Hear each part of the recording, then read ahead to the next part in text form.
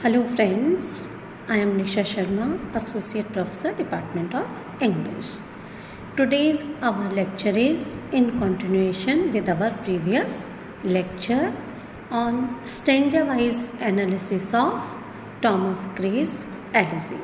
Till now we have done an analysis of 7 stanza and now the 8th stanza. And the stanzas which we are going to undertake for discussion today are very important. So please pay attention. Let not ambition mock their useful toil, their homely joys and destiny obscure, nor grandeur here with a disdainful smile the short and simple annals of the poor. In this stanza, the poet is talking about the ambitious and grand people of the society. Ambition has been personified. It is used for ambitious people. Mock is to make fun. There is use for the peasants about whom the poet talked. We talked about yesterday. Useful toil. Toil is labor. Useful work of these peasants, which is useful for the whole country. Their homely joys, homely is humble, simple, and destiny obscure. Destiny obscures mean obscures which is hidden. Destiny is fate. Nor grandeur. Grandeur is grand and majestic people of the cities with a disdainful smile. Disdainful smile is contemptuous smile. The short and simple. Short, uneventful, simple, without any adventure, without any analysis, life history of the poor. In this stanza, the poet is addressing the ambitious and grand people of the society. And the poet feels as if these ambitious and rich people of the society are making fun of these farmers for the work they do. And the poet advises them not to do so, as the work of these peasants is useful for the whole country. And if these peoples have lead their simple lives, and if their destiny remains obscure, or if their fates are humble, these ambitious people should not make fun of these people. Then again he addresses the grand and majestic people of the society, and he tells them not to hear with an expression of contempt the short and simple life history of the poor. And why should they not do this? The poet would present its answer in the following stanzas. The boast of heraldry, the pomp of power, and all that beauty, all that wealth ever gave, awaits alike the inevitable hour.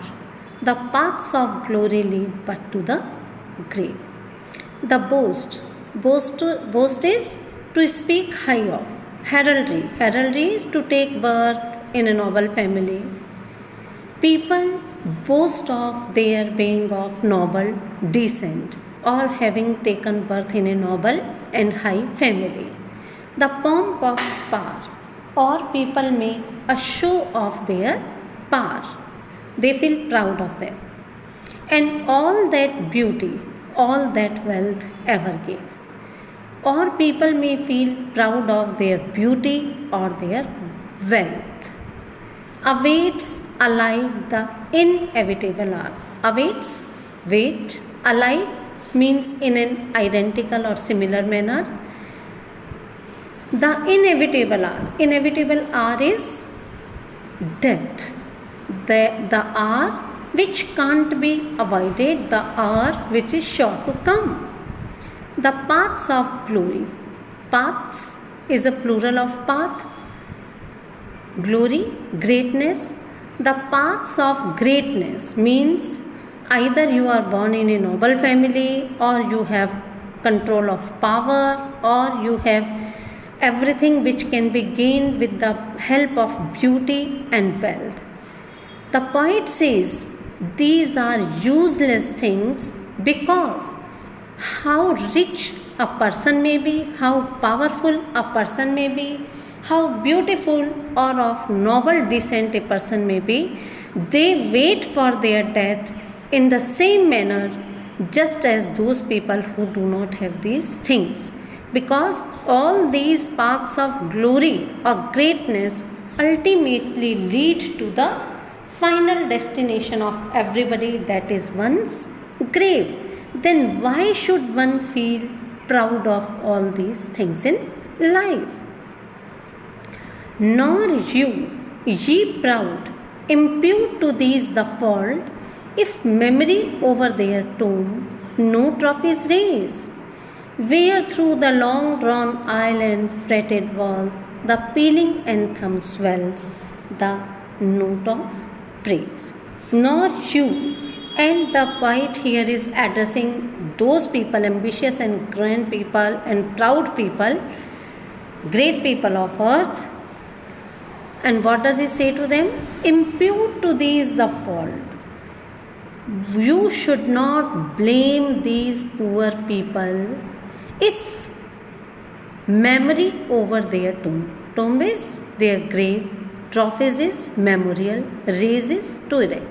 If those people who remember these poor people couldn't erect a great memorial over their tomb, its fault does not lie on them, or you should not put the fault or blame of this on these poor people.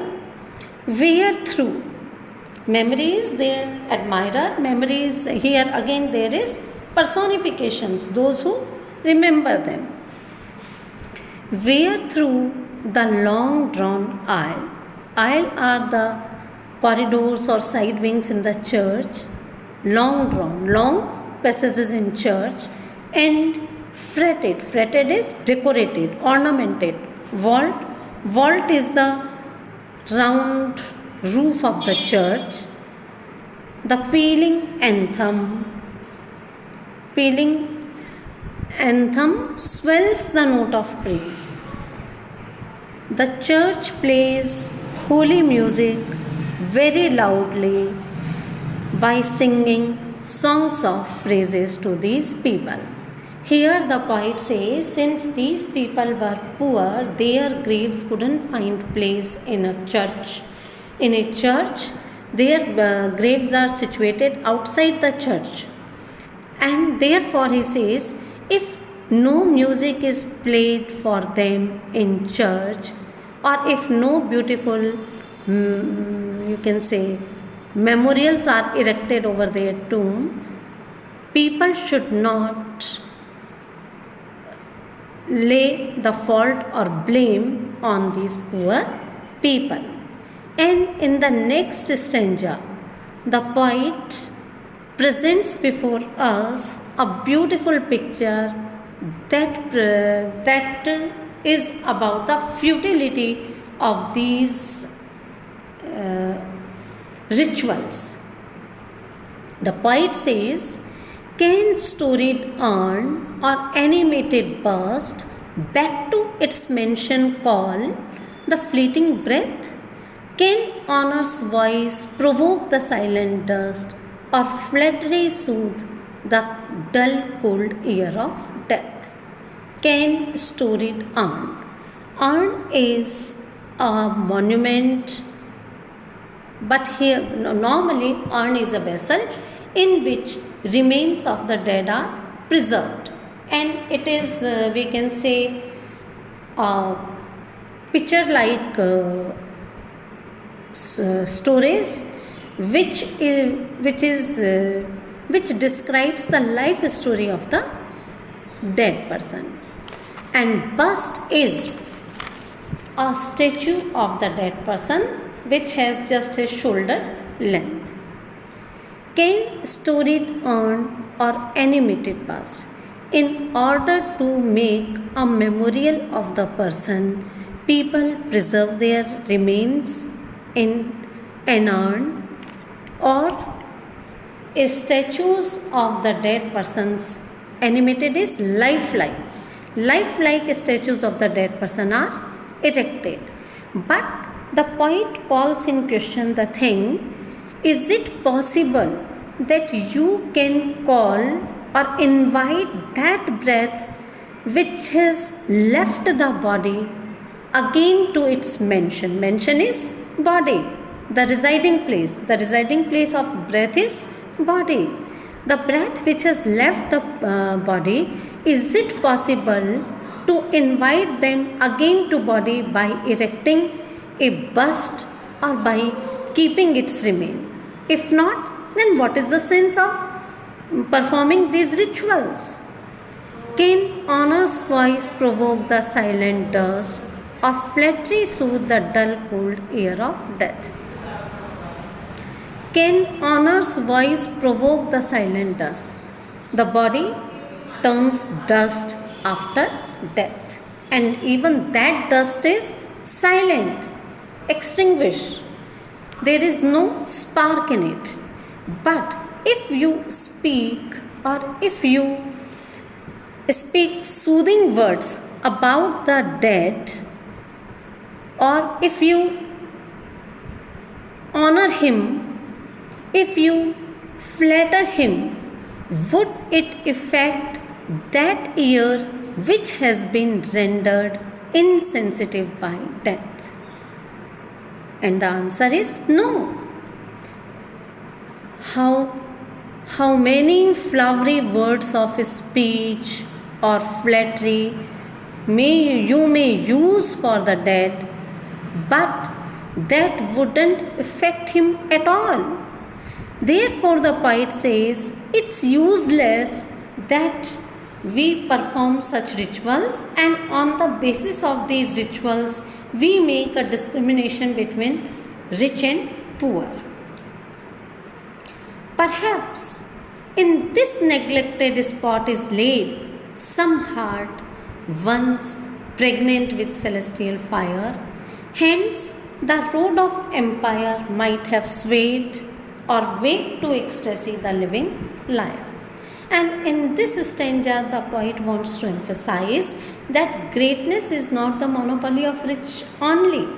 Because in this part of the churchyard which is neglected, because nobody visits here, the people lying are might have become great poet, great emperor, or great musician had they been given a chance.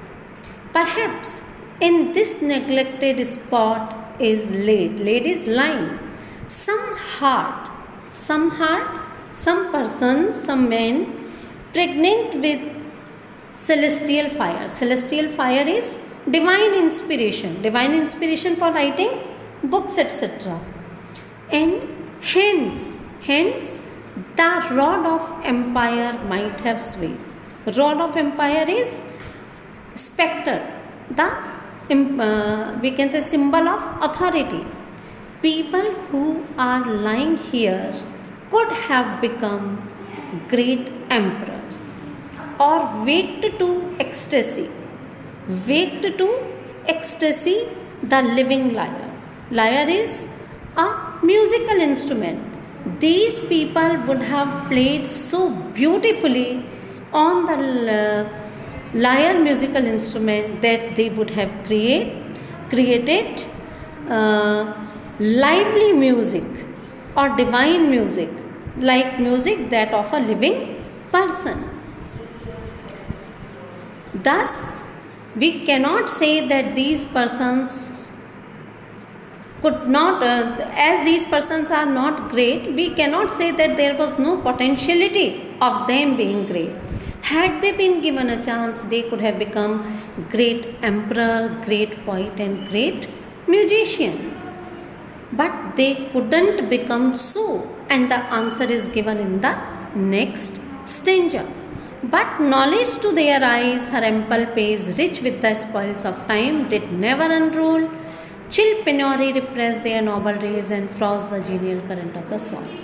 They couldn't become great because they were illiterate. And here poet has personified knowledge. Knowledge is what? But knowledge to their eyes, knowledge which has been gained, it is a bulky volume in which are recorded the thoughts and deeds of all ages. Ample pages, rich page. The knowledge which we have gained after spending so much time, and that knowledge did never unroll, opened itself before these poor people.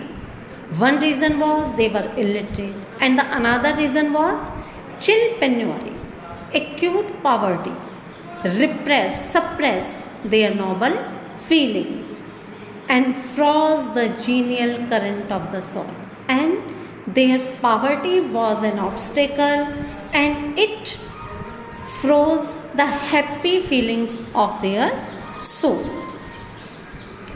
Full many a gem of purest ray serene, the dark unfathomed caves of ocean bare. Full many a flower is born to blush unseen and waste its sweetness on the desert air.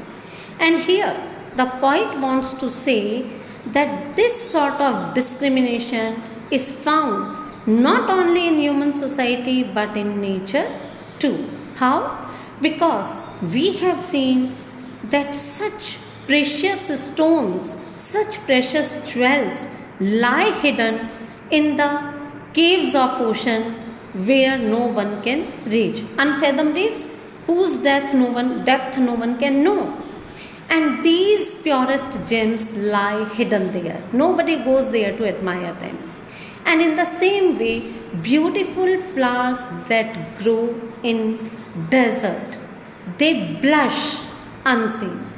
Nobody admires them, but they waste, their sweetness is wasted on the desert air. But it doesn't mean that they do not have greatness, they do not have brightness, or they do not have fragrance in them. In the same manner, these people couldn't become great, but this doesn't mean that they didn't have the potentiality of being great. Some Willis Hampden, that with dauntless breast the little tyrant of his fields withstood, some mute inglorious Milton here may rest, some Cromwell guiltless of his country's blood. And here the poet quotes examples from history. Hampden is John Hampden, who was a patriot and who opposed the authority of King Charles I. Some Willis Hampden, that with dauntless breast, dauntless is fearless breast, the little tyrant of his fields withstood. The people who are lying here might have the greatness of being a great person like John Hampden. John Hampden opposed the taxation policy of Charles, and these poor people would have opposed the tyrants of their fields. Some mute inglorious Milton here may rest. The people who are lying here might have the greatness of the poet like Milton, but they remain speechless. They couldn't utter their thoughts. Or some Cromwell guiltless of his country's blood. People who are lying here could have been as great as Oliver Cromwell, but Cromwell was guilty of shedding his people's blood for gaining power, but these people could have been great without causing bloodshed. The applause of listenings, this stanza presents a different theme, so we'll take it tomorrow. Till now, the poet has described what their poverty deprived them of. Thank you.